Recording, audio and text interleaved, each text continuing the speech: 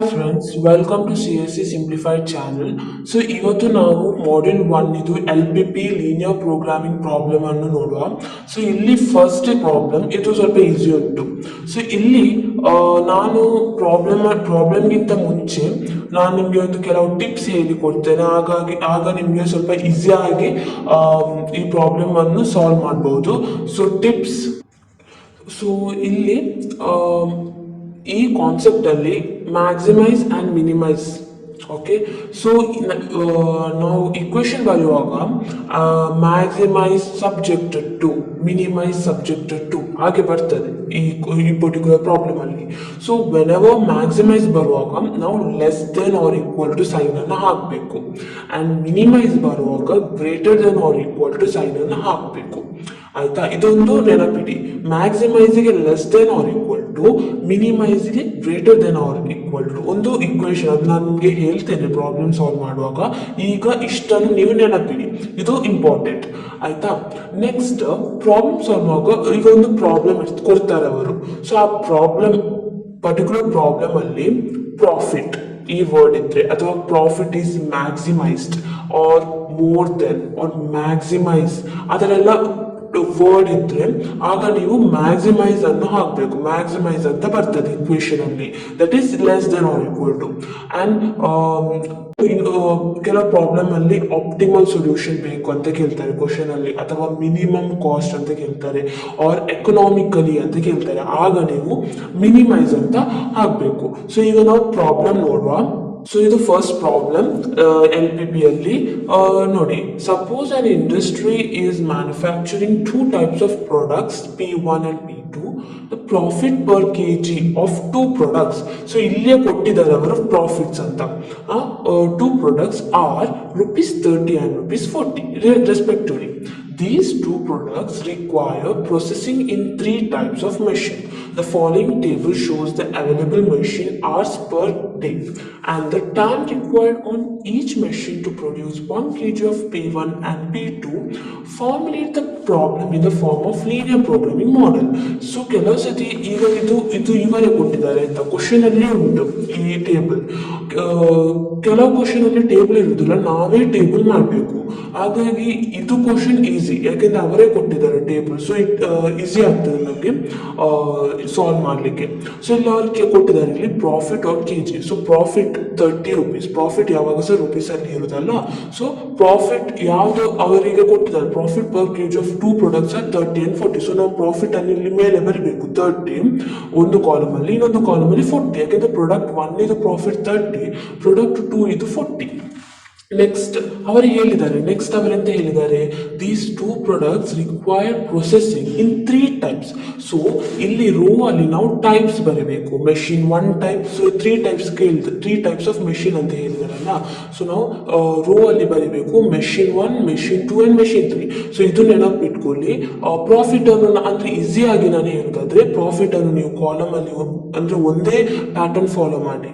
Profit ಅನ್ನು ನೀವು column ಅಲ್ಲಿ ಬರೀರಿ ಅಥವಾ ರೋ ಅಲ್ಲಿ ಬರೀಬಹುದು. ನಾನು ಇಲ್ಲಿ ಕಾಲಮ್ ಅಲ್ಲಿ ಬರ್ತಿದ್ದೇನೆ. ಅಂಡ್ ಟೈಪ್ಸ್ ಆಫ್ ಮೆಷಿನ್ ಇರ್ತದಲ್ಲ, ಅದನ್ನು ನಾವು ರೋ ಅಲ್ಲಿ ಬರ್ತಿದ್ದೇವೆ. ಸೊ ಇಲ್ಲಿ machine 1, machine 2 and machine 3 row ಅಲ್ಲಿ ಉಂಟು, ಇದು ಟೈಪ್ಸ್. ಅಂಡ್ ಇಲ್ಲಿ ಈಚ್ ನೋಡಿ ಕೊಟ್ಟಿದ್ದಾರೆ ಇಲ್ಲಿ ಇಷ್ಟೆಲ್ಲ ಅಂತ. ಪ್ರಾಡಕ್ಟ್ 1 ಇದು ಮೆಷಿನ್ ಟೈಪ್ಸ್ ಅದೆಲ್ಲ ಕೊಟ್ಟಿದ್ದಾರೆ, ಮೆಷಿನ್ 1 ಅಂಡ್ ಮೆಷಿನ್ 2, ಮೆಷಿನ್ 3 ಅಂತ. ಅಂಡ್ ಆಲ್ಸೋ ಇಲ್ಲಿ total available machine hours per day ಕೊಟ್ಟಿದ್ದಾರೆ ಅವರು. So that is 600, 800, 1100. ಇದು ಅವರೇ ಆಗಿ ಕೊಟ್ಟಿದ್ದಾರೆ ಕ್ವಶನ್. ಟೇಬಲ್ ಇಲ್ಲದ ಕ್ವಶನ್ಸ್ ನಾನು ನಿಮಗೆ ಹೇಳ್ತೇನೆ, ಪ್ರೊಬಾಬ್ಲಿ ನೆಕ್ಸ್ಟ್ ವಿಡಿಯೋದಲ್ಲಿ ಮಾಡ್ತೇನೆ. ಸೊ ಇಲ್ಲಿ ಈಗ ಇದು ಇಷ್ಟು ಕ್ವಶನ್, ನಾವು ಇದನ್ನು ಹೇಗೆ ಸಾಲ್ವ್ ಮಾಡುವ ನೋಡುವ. ಸೊ ಈ ಕ್ವಶನ್ ಇಂದ ನಾನು ಹೇಳುವ ಹಾಗೆ ಇಲ್ಲಿ ಪ್ರಾಫಿಟ್ ಅಂತ ಉಂಟು ಅಲ್ಲ, ಇಲ್ಲಿ ಪ್ರಾಫಿಟ್ ಅಂತ ಉಂಟು. ಸೊ ನಾನು ಆಗ ಹೇಳಿದ್ದೇನೆ ಪ್ರಾಫಿಟ್ ಮ್ಯಾಕ್ಸಿಮೈಸೇಷನ್ ಅಥವಾ ಆ ಥರ ಎಲ್ಲ ಬಂದರೆ ನಾವು ಮ್ಯಾಕ್ಸಿಮೈಸೇಷನ್ ಅದನ್ನು ನಾವು ಇನ್ಕ್ಲೂಡ್ ಮಾಡಬೇಕು. ಆ್ಯಂಡ್ ಇಲ್ಲಿ ಆಗ ಮಿನಿಮೈಸೇಷನ್ ಬೇಡ. ಸೊ ಇಲ್ಲಿ ಪ್ರಾಫಿಟ್ ಇದು ಕೇಳಿದ್ದಾರೆ. ಸೊ ಪ್ರಾಫಿಟ್ ಅಂದರೆ ಮ್ಯಾಕ್ಸಿಮೈಸೇಷನ್ ಪ್ರಾಬ್ಲಮ್. ಇದನ್ನು ನಾವೆಂತ ಕನ್ಸಿಡರ್ ಮಾಡಬೇಕಂದ್ರೆ ಇದು ಮ್ಯಾಕ್ಸಿಮೈಸೇಷನ್ ಪ್ರಾಬ್ಲಮ್. ಈಗ ಸೊಲ್ಯೂಷನ್ ಹೇಗೆ ಬರೆಯುವುದು ಅಂತ ನೋಡುವ. ಈಗ ಸೊಲ್ಯೂಷನ್ ನೋಡುವ. So as I said the first question ಅದೆಂತಂದರೆ ಮ್ಯಾಕ್ಸಿಮೈಸೇಷನ್. ಸೊ ನಾವು ಮ್ಯಾಕ್ಸಿಮೈಸೇಷನ್ ಅನ್ನು ನಾನು ಆಗಲೇ ಹೇಳಿದ್ದೇನೆ, ಮ್ಯಾಕ್ಸಿಮೈಸೇಷನ್ಗೆ less than or equal to and ಮಿನಿಮೈಸೇಷನ್ಗೆ greater than or equal to. So ಇಲ್ಲಿ ನಾವು ಇದು ಅಂದರೆ ಇದು ಸಿಂಪಲ್, ಇದರದ್ದು ಆನ್ಸರ್ ಉಂಟಲ್ಲ, ಸೊಲ್ಯೂಷನ್ ಉಂಟಲ್ಲ, ಒಂದು 4 ಲೈನ್ ಅಷ್ಟೇ. ಬಟ್ ನಾವು ನಮಗೆ ಮಾರ್ಕ್ ಬೇಕಲ್ಲ, ಸೊ ನಾವು ಸ್ಟೆಪ್ ವೈಸ್ ಅಥವಾ ಪಾಯಿಂಟ್ ವೈಸ್ ಬರೆದ್ರೆ ಒಳ್ಳೆಯದು. ಸೊ ಈಗ ಸ್ಟೆಪ್ 1 ಅಲ್ಲಿ ಹೇಗೆ ಬರಿಬೇಕಂದ್ರೆ ನೋಡಿ, constraints in this problem are of less than or equal to. So ಯಾವುದು more than or equal to less than or equal to. So ಈಗ ಪ್ರಾಬ್ಲಮ್ ಅಲ್ಲಿ ನಮಗೆ ಪ್ರಾಫಿಟ್ ಬಂದಿದೆ ಅಲ್ಲ, ಪ್ರಾಫಿಟ್ ಅಂದ್ರೆ ಎಂತ, ಪ್ರಾಫಿಟ್ ಅನ್ನು ನಾವು ಯಾವಾಗ ಸಹ ಮ್ಯಾಕ್ಸಿಮೈಸ್ ಮಾಡಬೇಕು. ಸೊ ಮ್ಯಾಕ್ಸಿಮೈಸ್ ಅಂದ್ರೆ less than or equal to. So ಹಾಗಾಗಿ ಕನ್ಸ್ಟೆನ್ಸ್ ಎಂತ ಆಗ್ತದೆ, ನಾವು ಯಾವ ಕನ್ಸ್ಟೆನ್ಸ್ ಅಂತ ಬರೀಬೇಕು, less than or equal to greater than or equal to. So ಈ ಪ್ರಾಬ್ಲಮ್ ಅಲ್ಲಿ less than or equal to. So ಹಾಗಾಗಿ ನೀವು ಹೀಗೆ ಬರಿಬೇಕು ಆಯ್ತಾ. Next, introduce decision variable as x1 and x2. So ಈಗ ಡಿಸಿಷನ್ ವೇರಿಯಬಲ್ ಅಂತ ಉಂಟು, ಅದು ನಾನು ಹೇಳ್ತೇನೆ. x1 ಅಂದರೆ ನಾನು ಅಮೌಂಟ್ ಆಫ್ ಪ್ರಾಡಕ್ಟ್ 1 ಅಂತ ಕರಿತೇನೆ, x2 amount of product 2. So in order to maximise the profit, ನಾವು ಪ್ರಾಫಿಟ್ ಅನ್ನು ಯಾವಾಗ ಸಹ ಮ್ಯಾಕ್ಸಿಮೈಸ್ ಮಾಡ್ತಲ್ಲ, ಮಿನಿಮೈಸ್ ಮಾಡ್ಲಿಕ್ಕೆ ಆಗಲ್ಲ. ಸೊ ನಮ್ಗೆ ಈಗ ಪ್ರಾಫಿಟ್ ಅನ್ನು ಮ್ಯಾಕ್ಸಿಮೈಸೇ ಮಾಡಬೇಕಲ್ಲ, ಸೊ ನಾವು ಮ್ಯಾಕ್ಸಿಮೈಸೇಷನ್ ಕನ್ಸ್ಟೆನ್ಸ್ ಈ ಪ್ರಾಬ್ಲಮ್ಗೆ ಸೂಟ್ ಆಗ್ತದೆ. So we establish objective function. So objective function ಅಂದ್ರೆ ಇದು ನೋಡಿ, ಐದರ್ ಇಲ್ಲಿ minimise of Z or maximise of Z.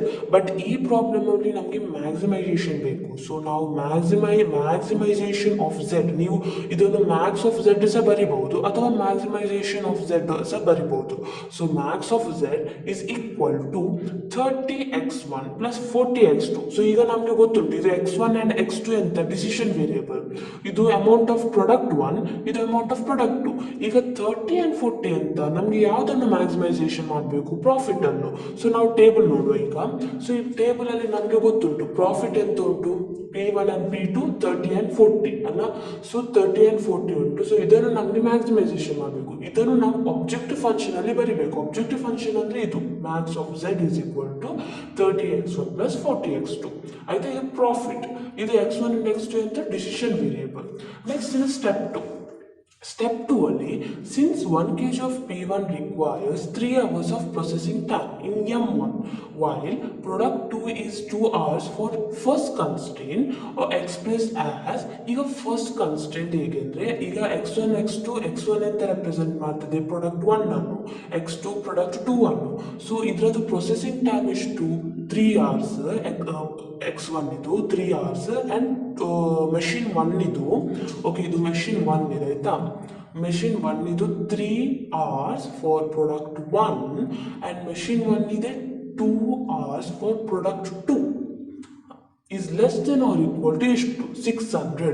ನಿಮ್ಗೆ ಇದು ಕನ್ಫ್ಯೂಷನ್ ಆಗ್ಬೋದು. ಸೊ ನಾನು ಟೇಬಲ್ಗೆ ಹೋಗೋ, ನಾವು ಇಲ್ಲಿ ಟೇಬಲಲ್ಲಿ ಹಾಗೆಯೇ ಕೊಟ್ಟಿದ್ದಾರೆ. ಮೆಷಿನ್ 1ಗೆ 3 hours for product 1 and machine 2ಗೆ 2 hours ಫಾರ್ ಪ್ರಾಡಕ್ಟ್ 2 ಆ್ಯಂಡ್ ಎಷ್ಟು ಇದು available machine hours per day 600. Okay, so ಅದನ್ನೇ ನಾವು ಹೇಗೆ ಬರೀಬೇಕಂದ್ರೆ 3x1 ಪ್ಲಸ್ 2x2. ಇಲ್ಲಿ ನಮಗೆ ಮ್ಯಾಕ್ಸಿಮೈಸೇಷನ್ ಅಲ್ಲ, so less than or equal to ಹಾಕಬೇಕು, ಯಾಕಂದರೆ ಮ್ಯಾಕ್ಸಿಮೈಸೇಷನ್ ಪ್ರಾಬ್ಲಮ್ಗೆ ಯಾವಾಗ ಸಹ less than or equal to 600. So step 3 ಅಲ್ಲಿ ಸಿಮಿಲರ್ಲಿ ಫಾರ್, ಈಗ ಮೆಷಿನ್ ಸಿಮಿಲರ್ಲಿ ನೋಡಿ, ಮೆಷಿನ್ 2ಗೆ ಮೆಷಿನ್ 3ಗೆ ಸಹ ಹಾಗೇನೆ ಬರೀಬೇಕು ನಾವು. ಹೇಗೆ 3x1 plus 5x2 less than or equal to 800 and machine 3ಗೆ 5x1 plus 6x2 less than or equal to 1100. So ಇಲ್ಲಿ ನಾನು ಸ್ಟೆಪ್ 3 ಅಲ್ಲಿ ಬರೆದಿದ್ದೇನೆ 3x1 plus 5x2 less than or equal to 800. ಇಲ್ಲಿ ಸಹ ನೀವು ಈ ಥರದ್ದು ಕೊಟ್ಟಾಗಿನ ಎಕ್ಸ್ಪ್ಲನೇಷನ್ ಬರೀಬೇಕು, ಬರೆದ್ರೆ ಒಳ್ಳೆಯದು ಸ್ಟೆಪ್ ವೈಸ್. ಆ್ಯಂಡ್ ಮೆಷಿನ್ 3ಗೆ 5x1 plus 6x2 less than or equal to 1100. ಇದು ಸ್ಟೆಪ್ 3. ಈಗ ಸ್ಟೆಪ್ 4 ನೋಡುವ. In addition to above, there is no negative production represented as. So ಇಲ್ಲಿ ನೆಗೆಟಿವ್ ಇಲ್ಲ ಯಾವುದು ಸಹ ಪ್ರೊಡಕ್ಷನ್, ಹಾಗಾಗಿ ಬೋತ್ x1 ಈ ಡಿಸಿಷನ್ ವೇರಿಯಬಲ್ ಉಂಟಲ್ಲ x1 ಮತ್ತು x2, ಸೊ ಇದೆರಡು ನೆಗೆಟಿವ್ ವ್ಯಾಲ್ಯೂ ಇಲ್ಲ. ಸೊ ಇದಕ್ಕೆ greater than or equal to 0, greater than or equal to 0 ಅಂತ ಬರಿಬೇಕು. ಆ್ಯಂಡ್ ಇದು ಎಂತ ಅಂದರೆ ನೀವು ಒಂದು ಬಾಕ್ಸ್ ಮಾಡಿ ಹೈಲೈಟ್ ಮಾಡಿ, ಸೊ ನಿಮಗೆ ಅಂದರೆ ಇವ್ಯಾಲ್ಯೂಯೇಟ್ ಮಾಡುವವರಿಗೆ ಎನ್ಸ್ಬೋದು, ಅಂದರೆ ಮಾರ್ಕ್ ಕೊಡ್ತಾರೆ ಹಾಗೆಲ್ಲ ಮಾಡಿದರೆ. ಸೊ ನೀಟಾಗಿ ಬರೀರಿ ಎಕ್ಸಾಮಿನೇಷನಲ್ಲಿ. ಈಗ ಲಾಸ್ಟ್ ಸ್ಟೆಪ್. ಈ ಲಾಸ್ಟ್ ಸ್ಟೆಪ್ಪಲ್ಲಿ ನಾವು ಎಂತೆಲ್ಲ ಬರೆದಿದ್ದೇವೆ ಆಗ ಸ್ಟೆಪ್ 1, 2, 3 ಆ್ಯಂಡ್ 4ಅಲ್ಲಿ, ಅದನ್ನು ನೀವು ಎಂತ ಮಾಡಿದ್ರೆ ಒಂದು ಇಕ್ವೇಷನ್ ಟೈಪ್ ಬರೀಬೇಕು. ಹೇಗೆ ಸೇಮ್ ಅದನ್ನೇ ನೀವು ಈಗ ನೋಡಿ maximisation Z or max of Z ಬರಿಬಹುದು. ಎಂತ ಬರ್ತಿದ್ದೀವಿ ನಾವು, ಪ್ರಾಫಿಟ್ ಬರ್ತಿದ್ದೀವಲ್ಲ 30x1 ಮತ್ತು 40x2, ಅಂದರೆ 30x1 plus 40x2 subject to ಇಲ್ಲಿ ನಮ್ಮ ಮೆಷಿನ್ 1 ಇದು, ಮೆಷಿನ್ 2ದು, ಮೆಷಿನ್ 3ದು. ಮೆಷಿನ್ 1 ಇದು ಬರೀರಿ ಫಸ್ಟಿಗೆ, ಆಯ್ತಾ, less than or equal to ಆಗಬೇಕು, ಯಾಕಂದರೆ ಮ್ಯಾಕ್ಸಿಮೈಸೇಷನ್.